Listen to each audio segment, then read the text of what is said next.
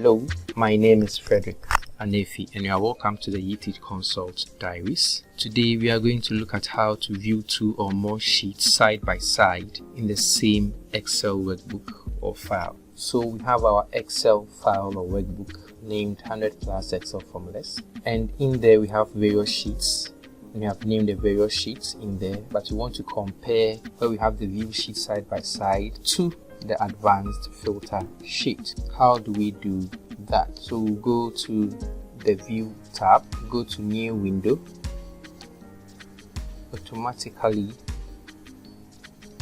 the workbook will be duplicated. You can see here there are two workbooks here, so then you can pick any of them and go to still the view tab, arrange all.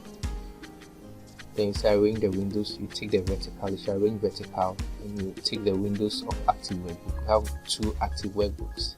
Then click on OK. So we'll have the two workbooks, and in another workbook we can then go into the sheet we are interested in to compare with this one, that's the view sheet side by side. So we can compare these two worksheets here. Assuming one is the source data and this is an output data, so we can really view it side by side. Thank you for following us and continue to follow us on UTeach Consult. Have a wonderful day.